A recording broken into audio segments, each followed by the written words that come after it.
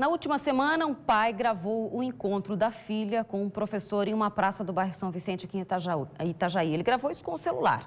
O homem tem 44 anos e a menina tem 13. O caso acabou ganhando bastante repercussão. O professor prestou depoimento, mas foi liberado.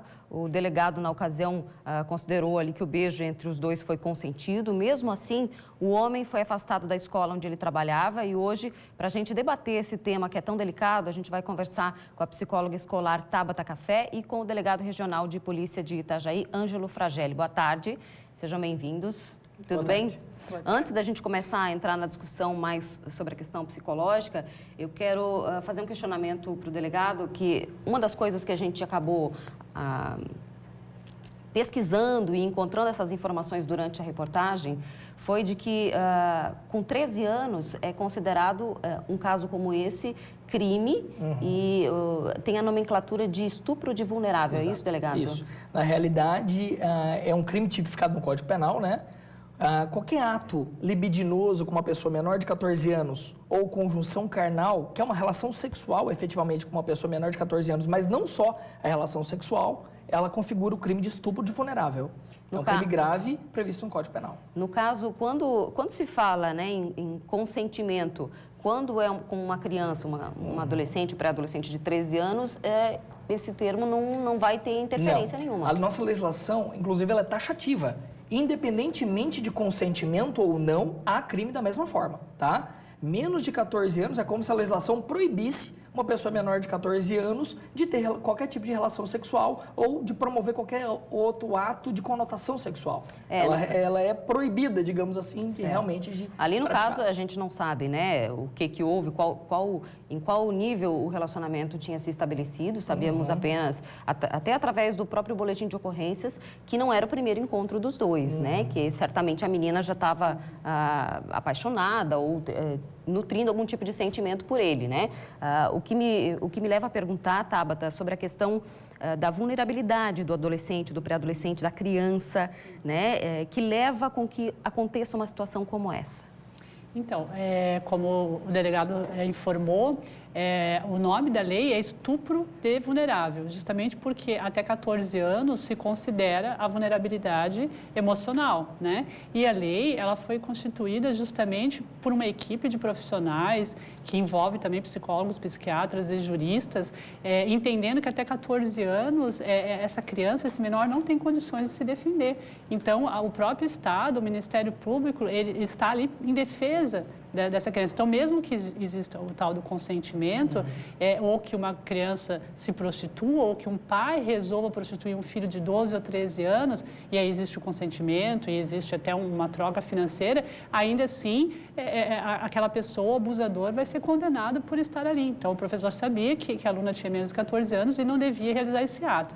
Por quê? Porque existe uma vulnerabilidade emocional. Até os 14 não existem condições neurológicas nem de aprendizado que você saiba exatamente o que você está fazendo e as consequências que tem os seus atos. Esse é o entendimento psicológico sobre a criança, sobre até 14 anos, e por isso que a lei existe em defesa dos mesmos.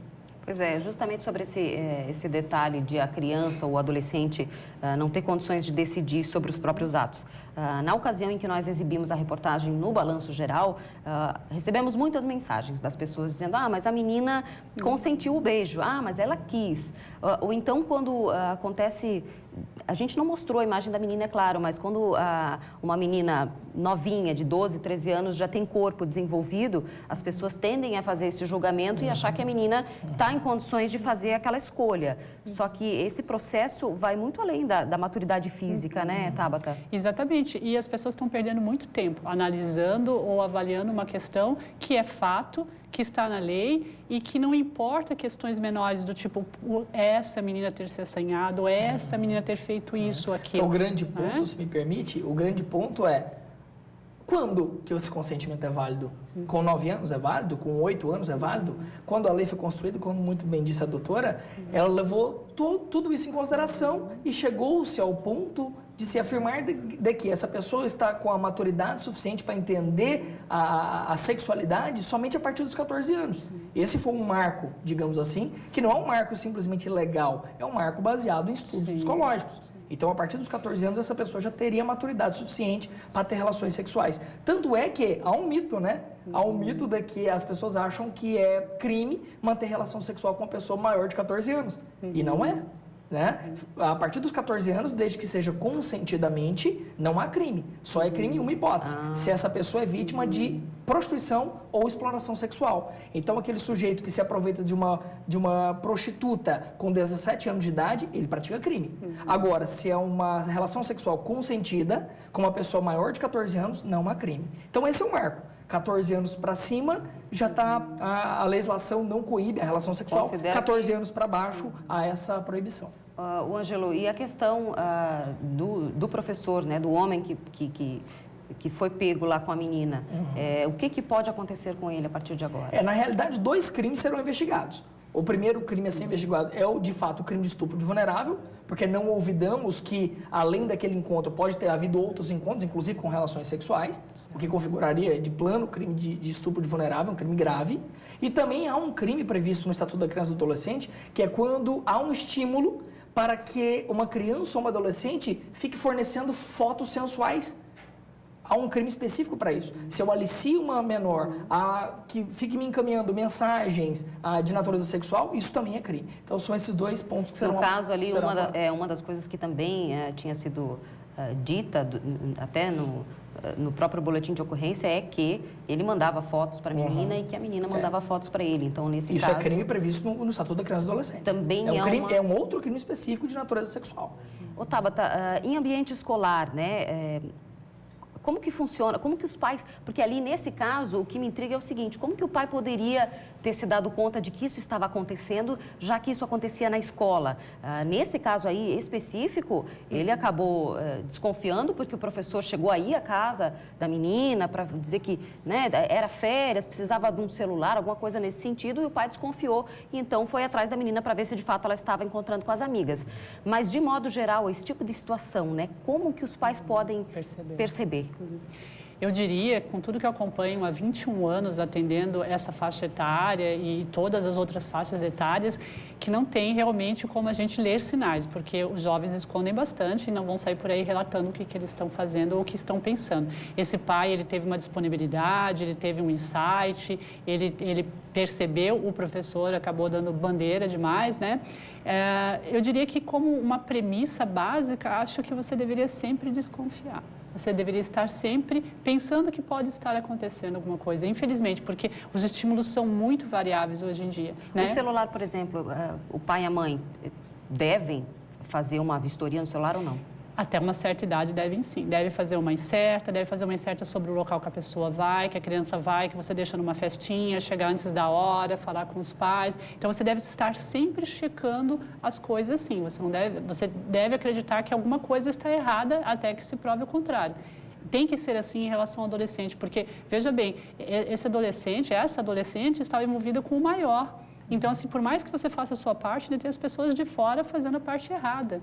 Sim. Então, eles são vulneráveis e até a às vezes tudo ameaçando, isso. Né? E a lei, aliás, do ECA, né, do Estatuto da Criança e do Adolescente, a criança é criança até 12 anos, mas a lei é até 14 porque está tentando proteger um pouco esse pré-adolescente, né? Deveria até se estender um pouco mais, mas não dá mais para se estender. Então, ainda só tem a proteção até 14. Né? Então, os pais têm que ficar muito alertas e desconfiados, infelizmente, o tempo todo. Eu tenho certeza que os adolescentes não vão gostar de ouvir o que eu estou falando, mas é para a proteção deles. É zelo, né? Acho que a gente está falando aqui de zelo. É justamente por isso, né, pegando o gancho que a doutora falou, é justamente por isso que nós encaramos o menor infrator, de 18 anos para baixo, de uma forma diferenciada.